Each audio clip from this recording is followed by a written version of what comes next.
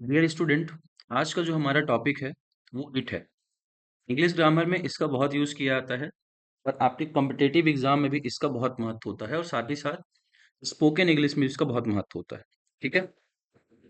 इसके पहले मैंने आपको मॉडल्स पढ़ाए हुए थे। ठीक है। इसके पहले मैंने आपको मॉडल्स पढ़ाए। ठीक है। और आर्टिकल्स की भी पूरी क्लासेस हो चुकी हैं, अपलोड कर दी गई हैं। प्ले लिस्ट भी बनी हुई है। ठीक है। मैं कमेंट कर दूंगा प्ले लिस्ट आर्टिकल्स की और मॉडल्स की, आप उसको देख सकते हैं। ठीक है। आज का जो हमारा टॉपिक है इट है। चलिए इसे शुरू करते हैं, लेकिन आगे बढ़ने से पहले मैं आपको इन्फॉर्म कर दूं कि हमारा जो स्पोकन इंग्लिश का बैच था वो 15 मार्च से शुरू हो चुका है। ठीक है। और जो न्यू बैचेस हैं वो 1 अप्रैल से स्टार्ट हो रहे हैं। ठीक है। 1 अप्रैल से, जिनकी क्लासेस आपकी लगभग 15 जुलाई तक चलेंगी। ठीक है। और इसकी टोटल फीस हमारी कितनी, 4000, जहाँ पे मैं आपको स्पोकन इंग्लिश भी पढ़ाऊंगा और साथ ही साथ जो आपकी ग्रामर है वो भी कवर कराई जाएगी। ठीक है ना। यानी कि आप दो चीजें पढ़ सकते हैं, आप स्पोकन इंग्लिश भी पढ़ेंगे और साथ ही साथ आप ग्रामर भी पढ़ेंगे। ठीक है। तो अगर आप ऑफलाइन बैच ज्वाइन करना चाहते हैं तो नीचे आपको एक नंबर शो हो रहा होगा, आप मुझे उस पर कॉल कर सकते हैं। इट का जो पहला यूज है या फिर पहला रूल जो है, ठीक है, मैं कलर चेंज कर दूं यहाँ पे। तो इट का जो पहला रूल है वो किसके लिए यूज होता है? For thing without life. मतलब कोई ऐसी वस्तुएं जिनमें लाइफ ही नहीं, आप ये कहो नॉन लिविंग थिंग्स। ठीक है। हिंदी में अगर मैं इसको बोलूं तो हम इसको कहते हैं निर्जीव वस्तुएं। ठीक है ना। इट का पहला यूज आप उन वस्तुओं के साथ करते हो जिनमें लाइफ नहीं है। ठीक है ना, निर्जीव जो होते हैं। ठीक है। एग्जाम्पल देखते हैं। Here is your pen, please take it. ये रहा आपका पेन, कृपया ले लीजिए। ठीक है। तो अब हमने यहाँ पे देखो बोला पेन के लिए, हियर इज योर पेन, ये रहा आपका पेन। ठीक है। ये नॉन लिविंग थिंग। अब मैं कह रहा हूं प्लीज टेक इट। ठीक है, प्लीज टेक इट। तो ये जो इट यहाँ पे मैंने यूज किया है ये किसके लिए आया हुआ है? पेन के लिए आया हुआ है। ठीक है। तो हमारा पहला रूल क्या कहता है कि आप उन चीजों के लिए इस्तेमाल करते हो जिनमें लाइफ ही नहीं है, विदाउट लाइफ। ठीक है। तो पेन में जीवन नहीं होता है। ठीक है। नेक्स्ट है, आई बॉट अ कार। मैंने एक कार खरीदा। It is very fast. और वो बहुत तेज है। ठीक है, इट इज वेरी फास्ट। तो अब यहाँ पे कार के लिए मैंने यूज किया हुआ है I bought a car, non living thing है। फिर मैंने कहा इट इज वेरी फास्ट, वह बहुत तेज चलती है, बहुत तेज है। अब कार ना लिख करके मैंने क्या यूज कर लिया, यहाँ पे इट यूज कर लिया। ठीक है ना। तो पहला हमारा रूल बहुत आसान था, मैंने आपको एक्सप्लेन कर दिया है। रूल नंबर 2 देखते हैं। फॉर एनिमल्स, जानवर के लिए, जानवरों के लिए लिख सकते हो। ठीक है ना। तो जानवरों को जब बताना होता है, डिनोट करना होता है, तो उसके साथ भी हम लोग इट का प्रयोग करते हैं। एग्जाम्पल देखते हैं। ही हैज अ कैट, उसके पास एक बिल्ली है। ठीक है। इट इज वेरी ब्यूटीफुल, और वो बहुत खूबसूरत है। तो अब यहाँ पे जिस कैट की बात हो रही है उसी कैट के लिए मैंने यहाँ पे क्या यूज कर लिया हुआ है, इट यूज कर लिया। ठीक है। नेक्स्ट देखते हैं। आई हैव अ डॉग, मेरे पास एक कुत्ता है। इट इज वेरी फैथफुल, और वो बहुत ही ज्यादा वफादार है, फैथफुल। तो यहाँ पे जो डॉग है उसके लिए मैंने यहाँ पे इट यूज किया हुआ है। ठीक है। तो ये हमारा रूल नंबर 2 जो कि बहुत इजी था, उम्मीद है आपको समझ में आ गया हो। रूल नंबर 3 देखते हैं। फॉर यंग चाइल्ड, मतलब कि जो यंग बच्चे हैं, यंग इन द सेंस जो अभी अभी पैदा हुए हैं, जस्ट जिन्होंने बॉर्न, मतलब कि जो अभी अभी पैदा हो, बॉर्न हुए, उनके लिए यूज करते हैं। ठीक है ना। मतलब जो छोटे बच्चे होते हैं उनके लिए अभी, आप अभी गर्ल्स ऐसा हो गया, बॉयज हमको नहीं यूज करना चाहिए। वो छोटे होते हैं, नवजात बच्चे जो होते हैं, उनके लिए हमें इट का प्रयोग किया जाता है। जैसे देखो, when he saw the child, जब उसने बच्चे को देखा, इट वॉज प्लेइंग, वो खेल रहा था या फिर खेल रही थी। तो अगर मान लो कोई छोटा सा बच्चा है, आपको पता नहीं गर्ल है कि बॉय है, you don't know the gender. ठीक है ना, कि आपको जेंडर नहीं पता उस बच्चे का, तो हम क्या बोलेंगे, इट वॉज प्लेइंग, वो खेल रही थी या फिर रहा था। इट मैंने लगा दिया। ठीक है। तो जो यंग चाइल्ड होते हैं उनके लिए हम लोग किसका इस्तेमाल करते हैं? इट का। नेक्स्ट है the baby has spoiled it's dress. जो बेबी है, जो बच्चा है, उसने अपना ड्रेस खराब कर लिया है। इट्स ड्रेस, अपना ड्रेस, ठीक है ना। तो उसने अपना ड्रेस खराब कर लिया हुआ है। तो थर्ड रूल हमारा क्या कहता है कि छोटे बच्चों के लिए, यंग चाइल्ड के लिए भी हम इट का प्रयोग करते हैं। ठीक है, let's move forward and see the rule number fourth. Rule number fourth क्या कहता है? To give importance to any noun, किसी नाउन को महत्व देने के लिए या फिर किसी प्रोनाउन को महत्व देने के लिए, यानी कि जो संज्ञा और सर्वनाम होते हैं उनको महत्व देना होता है, तो उसके लिए हम किसका इस्तेमाल करते हैं? आपके इट का इस्तेमाल करते हैं। ठीक है, एग्जाम्पल देखते हैं। इट इज यू, ये तुम हो। Who can solve this problem, जो इस समस्या का समाधान कर सकता है।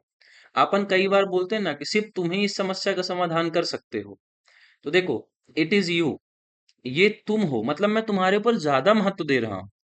Who can solve this problem, जो इस समस्या को सॉल्व कर सकता है।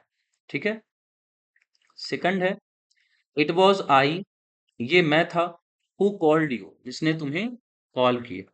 ठीक है ना, कई बार अपन बोलते हैं ना कि मुझे कौन बुला रहा था, किसने कॉल किया मेरे को। तो अपन ने कहा इट वॉज आई, वो मैं था। हु कॉल्ड यू, जिसने तुम्हें कॉल किया। ठीक है, तो ये हमारा हो गया रूल नंबर फोर्थ का एग्जाम्पल। आगे देखते हैं। इट वॉज एट शिमला, वो जगह शिमला थी। Where the agreement was sign, जहां पे एग्रीमेंट साइन किया गया था। ठीक है ना। नेक्स्ट है it is the place where he was murdered, ये वही जगह है जहां पे उसका मर्डर किया गया था। तब देखो, हम इन सब इस स्थान पे, या फिर जो शिमला मैंने बोला, या फिर मैंने बोला ये वही जगह है जहां पे उसका मर्डर किया गया था, तो यहाँ पे हम उस खास जगह को महत्व दे रहे हैं। ऊपर के दो एग्जाम्पल है, पर्सन है, it is you, it is I, हम उसको महत्व दे रहे हैं कि हाँ ये तुम हो, हाँ ये मैं हूं जिसने ऐसा किया, या फिर जिसने तुम्हें कॉल किया। ठीक है, जब भी किसी नाउन और प्रोनाउन को महत्व देना होगा, उसके लिए भी हम इट का इस्तेमाल करते हैं। रूल नंबर 5 देखते हैं। With an indefinite nominative. Indefinite यानी अनिश्चित। ठीक है, आपको ये पता है अनिश्चित। नॉमिनेटिव का मतलब होता है कर्ता। ठीक है ना, मतलब कि कोई जिसके बारे में पता ना हो। ठीक है ना, कि कौन क्या काम कर रहा है, उसके लिए। जैसे मान लो मैंने लिखा इट रेन्स, बारिश होती है। ठीक है ना, कौन कर रहा है, कैसे हुई, अपने को नहीं पता है। इट थंडर्स, थंडर्स यानी जो देखते हो ना कि जब बारिश होती है, हवा काफी तेज बिजली कड़कती है आसमान में। ठीक है ना, उसके लिए बोलते थंडर्स। नेक्स्ट है इट स्नोज, बर्फ गिरती है। It snows. ठीक है, इसी प्रकार से देखो कई बार हम सेंटेंस बनाते हैं। इट इज माई बर्थडे, आप बोलते हो टुडे इज माई बर्थडे, जबकि होना क्या चाहिए, इट इज माई बर्थडे। ठीक है, फिर आप ऐसे बोलते हो आज रविवार है, तो आपने बोला टुडे इज संडे। ठीक है ना, दिस इज संडे, जबकि आपने क्या बोलना चाहिए, it is Sunday. It is Sunday. ठीक है, तो अपन यहाँ वेट का इस्तेमाल करते हैं। तो रूल नंबर 5 क्या कहता है, इंडेफिनिट नॉमिनेटिव के साथ यूज करो। जैसे इट रेन्स हो गया, इट थंडर्स हो गया, इट स्नोज हो गया, कि बारिश होती है, बिजली कड़कती है, बर्फ गिरती है, ऐसे करके। ठीक है, रूल नंबर 6 देखते हैं। With time, distance and weather, समय के साथ में, टाइम का मतलब आपको पता समय, डिस्टेंस यानी आपको पता है दूरी। ठीक है, वेदर यानी आपको पता है मौसम। ठीक है, जब हमें इनके बारे में भी बताना होगा तो हम इट का ही इस्तेमाल करते हैं। जैसे किसी ने पूछा what is the time by your watch, तुम्हारी घड़ी में अभी कितने बजे, फिर समय कितना हुआ, तो आपने कहा इट इज 7 o'clock। ठीक है, आप कभी भी कोई टाइम पूछे तो इट इज यूज करके बोल देना। जैसे मान लो कि मैंने कहा इट इज 5 o'clock, अभी 5 बजे हैं।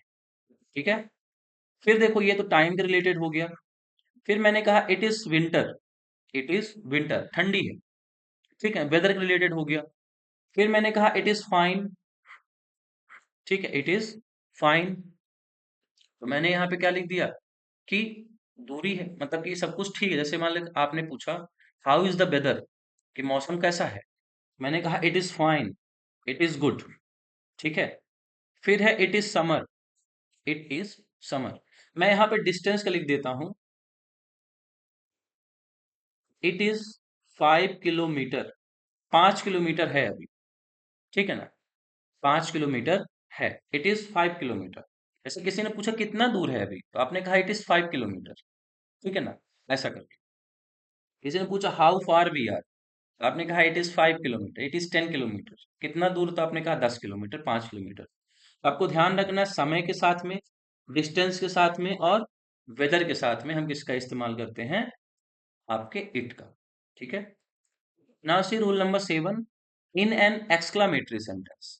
जो एक्सक्लामेटरी सेंटेंस होता है, जहां पे अचानक से कोई फीलिंग डेवलप हो जाती है, उसके लिए तो वहां भी हम किसका इस्तेमाल करते हैं, इट का। देखो, what a beautiful word it is, कितना खूबसूरत पक्षी है, ठीक है, what a beautiful bird it is, ठीक है। हमने यहाँ पे सेंटेंस यूज किया इट का, इट इज हमने बोला, ठीक है।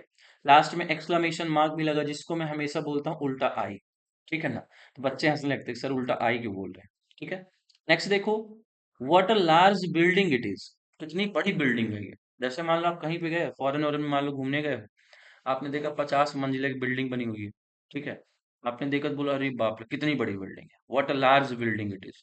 आपने अचानक से देखा, आपने एक्सक्लेम किया, आश्चर्यचकित हो गए आप, ठीक है, तो उस सेंटेंस में हम इसका इस्तेमाल। उम्मीद है यहां तक समझ में आया होगा। रूल नंबर 8 देखते हैं। यहाँ पे कहता है used as a formal subject, कभी कभी ये सब्जेक्ट के रूप में भी इस्तेमाल होता है, कर्ता के रूप में। When the real subject comes later, और ऐसा कब होगा, जब रियल सब्जेक्ट बाद में आएगा, ठीक है ना। मतलब कि एज अ फॉर्मल सब्जेक्ट के रूप में इस्तेमाल होगा जब रियल सब्जेक्ट बाद में आता है, ठीक है। एग्जाम्पल देखो, यहाँ पे इट प्लस वर्ब लिखा हुआ है, यानी स्ट्रक्चर क्या रहेगा, इट रहेगा और उसके बाद वर्ब आएगा, ठीक है। फिर हमेशा यहाँ पे टू आएगा और फिर वर्ब आएगा, ठीक है ना। पर सेंटेंस किससे बन के बनेगा, दैट क्लॉज से। आप इसको दैट क्लॉज से भी जोड़ सकते हैं, ठीक है। एग्जाम्पल देखते हैं, it is important to study, it is important to study. तो देखो यहाँ पे इट एज सब्जेक्ट के रूप में काम कर रहा है, फिर मैंने कहा वर्ब आएगा और वर्ब यहाँ पे इज है, ठीक है ना, ये इंपॉर्टेंट वर्ब नहीं है, यहाँ पे इज ये है जो वो वर्ब, ठीक है ना। फिर यहाँ पे देखो टू प्लस वर्ब आना चाहिए स्ट्रक्चर के हिसाब से, तो यहाँ पे टू स्टडी देखो आ रहा है, ये एक्चुअली में वर्ब है, ठीक है ना। तो कहता है it is important to study, पढ़ाई करना महत्वपूर्ण है, ठीक है। नेक्स्ट है, it is easy to learn English. बिल्कुल सही बात है, इंग्लिश सीखना आसान है, इसलिए तो हम स्पोकन इंग्लिश बैच चला रहे हैं, ठीक है ना। अगर आपको पढ़ना ऑफलाइन बैच ज्वाइन करना चाहते हो, तो नीचे कांटेक्ट में नंबर दिख रहा होगा, एक लाइन पे नीचे लास्ट में आप मुझे कॉल कर सकते हैं, ठीक है। तो देखो, it is easy to learn English, English सीखना, इंग्लिश पढ़ना क्या है, बहुत आसान। नेक्स्ट है, it is good that you came, अच्छा है कि तुम आए, इट इज गुड, अच्छा है दैट यू केम, कि तुम आए। तो यहाँ दैट क्लॉज भी मैंने लिखा हुआ है, आप दैट क्लॉज का भी इस्तेमाल कर सकते हो, ठीक है। तो उम्मीद है ये आपको समझ में आया होगा। अगर यहाँ पे कोई दिक्कत है, ये इज है, तो ये एक वर्ब के रूप में काम करता है, ठीक है ना। एक जो फॉर्म होती है वर्ब की, बी, उसकी जो पांचवी फॉर्म होती है उसमें इज आता है, और ये सिंगुलर फॉर्म होती है, ठीक है। रूल नंबर 9 देखते हैं, used when identity is unknown, ठीक है, स्पेशली ऑन फोन और डोर, ठीक है ना। दरवाजे पे या फिर फोन में आपने किसी से पूछा कौन है भाई दरवाजे पे, फोन में किसी का नॉन नंबर आप पूछते हो ना कौन है, ऐसा करके। तो जब आइडेंटिटी, पहचान पता नहीं होगी, ठीक है ना, आइडेंटिटी इज अननोन, आप जानते नहीं को कौन है, तब आप यूज करो। एग्जाम्पल देखो, हु इज इट, कौन है। जैसे मान लो किसी ने फोन पे पूछा हेलो, तो आपने पहचानी तो आपने बोला हु इज इट। किसी ने आपके दरवाजे पे घंटी बजाई, आप नहीं पहचान रहे हो, ठीक है ना, वो नाम भी नहीं बता रहा, बस बोल रहा है दरवाजा खोलिए फिर बताता हूँ, ठीक है ना। तो आपने पूछा who is it, first tell me your name, ऐसे कर रहे कौन हो, पहले अपना नाम बताओ, ठीक है। इसका जवाब क्या है, इट इज मी, मैं हूँ। हम तो अक्सर ऐसा ही बोलते हैं ना, मान लो कि आप ही अपने घर गए हो, आपने डोरबेल बजाई, मम्मी ने पूछा कौन, तो आपने बोला मैं हूँ, ठीक है ना, इट इज मी, ठीक है। तो जब आइडेंटिटी अननोन होगी, पहचान का पता नहीं होगा हम, तब हम इट का इस्तेमाल करेंगे। रूल नंबर 10 देखते हैं, use to refer to a whole situation और प्रीवियस सेंटेंस। मतलब कि ऐसी कोई सिचुएशन जो पूरी पूरी आपको पता हो, आपने बताना चाहा हो, या फिर कोई प्रीवियस सेंटेंस आपने बोला है, आपने कोई पिछला सेंटेंस बोला हो, उसके लिए भी हम इस्तेमाल करते हैं। एग्जाम्पल देखो, ही फेल्ड द एग्जाम, वो परीक्षा में फेल हो गया। ठीक है। इट वॉज शॉकिंग, और ये बहुत ही शॉकिंग था। ठीक है ना। तो मैंने क्या कहा, use to refer to whole situation, पूरी पूरी है तो कंडीशन आप बता रहे हो किसी को, और प्रीवियस सेंटेंस या फिर आप किसी पिछले सेंटेंस की बात कर रहे हो। ठीक है। नेक्स्ट देखो, शी डिड नॉट कॉल मी, उसने मुझे फोन नहीं किया। आई डिड नॉट लाइक इट, और ये मुझे पसंद नहीं आया। ठीक है, मतलब कि उसने कॉल नहीं किया, ये बात मुझे पसंद नहीं आई। I did not like it. ठीक है। तो प्रीवियस सिचुएशन या फिर प्रीवियस सेंटेंस को बताने के लिए हम इट का इस्तेमाल करते हैं। ठीक है। रूल नंबर 11 देखते हैं, कॉमन स्पोकन एक्सप्रेशंस। मतलब आप जब कभी स्पीक करते हो, आप किसी से इंग्लिश में बात करते हो, तब हम ये सेंटेंसेस का इस्तेमाल करते हैं। ठीक है, जैसे देखो, टेक इट इजी। ठीक है ना, आप कई बार बोलते हैं ना, ठीक है यार कोई नहीं, आराम से, टेक इट इजी। ठीक है, स्पोकन में आपने यूज किया। मेक इट क्लियर, स्पष्ट कर दो, बिल्कुल क्लियर करो। कोई बोलता है, जैसे मान लो आपने किसी को उधार पैसे दिए हुए, तो बोलता है यार कल दे दूंगा, परसों दे दूंगा, तो आपने कहा make it clear, tell me now, तुरंत मुझे बताओ कब दोगे पैसे, when will you return my money. ठीक है। आपने बोला मेक इट क्लियर। नेक्स्ट है गेट इट डन, इसको करो, गेट इट डन, इसको करो, ये काम करो। ठीक है। तो कॉमन स्पोकन एक्सप्रेशन जो होते हैं उसमें भी यूज किए जाते हैं, इसीलिए मैं कह रहा हूँ, अगर स्पोकन इंग्लिश का बैच ज्वाइन करना है तो 1 अप्रैल से हमारे न्यू ऑफलाइन बैचेस शुरू हो रहे हैं। ठीक है ना, जहाँ पे लगभग हम आपको 15 जुलाई तक पढ़ाएंगे, यानी कि 105 दिन की आपकी क्लास लगेगी। ठीक, अगर आप ऑफलाइन बैच ज्वाइन करना चाहते हो, नीचे एक नंबर लिखा है, आप उस पर कॉल करके जानकारी ले सकते हो। ठीक है। आखिरी रूल देखते हैं, used as an object in a sentence, किसी भी सेंटेंस में एक ऑब्जेक्ट के रूप में इस्तेमाल किया जाता है। ठीक है ना, आपको पता सेंटेंस के लास्ट में जो भी चीजें रहती हैं वो हमेशा ऑब्जेक्ट में ही जाती है। ठीक है। ऑब्जेक्ट के रूप में भी इसका इस्तेमाल किया जाता है। जैसे मान लो मैंने कहा आई सॉ इट, मैंने ये देखा। ऐसे मान लो ऐसा वो किसी का एक्सीडेंट हुआ, तो आपने बोला अरे मैंने देखा, इट वॉज वेरी हॉरिबल, बहुत ही भयानक था, भयंकर था। ठीक है ना, तो आई सॉ इट। ठीक है। नेक्स्ट देखते हैं, आई लाइक इट, मुझे पसंद आया। वो एक शो आता है ना, तो उसमें बोलते हैं ना, उसको थप्पड़ मारता है कोई, तो नाम नहीं याद आ रहा शो का, पर हाँ, तो बोलता आई लाइक इट। ठीक है। यहाँ पे देखो इट जो है लास्ट में आया है। अगर आप प्रेजेंट इंडेफिनिट को ऐसे स्ट्रक्चर देखते हो पास्ट इंडेफिनिट का, तो उसमें ऐसा ही कुछ रहता है, सब्जेक्ट प्लस वर्ब रहता है, और फिर हम डायरेक्ट यहाँ पे ऑब्जेक्ट लिख देते हैं। पास्ट इंडेफिनिट में ऐसा होता है, सब्जेक्ट प्लस वर्ब की सेकंड फॉर्म होती है, फिर हम ऐसे ऑब्जेक्ट लिख देते हैं। वैसे प्रेजेंट इंडेफिनिट वर्ब की पहली फॉर्म भी आती है, और वर्ब की पांचवी फॉर्म भी आती है। पांचवी फॉर्म वो होती है जिसमें हम एस और ई एस लगाते हैं। ठीक है। तो देखो, यहाँ पे सब्जेक्ट हो गया आई, वर्ब हो गया लाइक, और ऑब्जेक्ट हो गया इट। इट का हम एज अ ऑब्जेक्ट के रूप में भी इस्तेमाल करते हैं किसी भी सेंटेंस। ठीक है। उम्मीद है आपको इट समझ में आ गया होगा।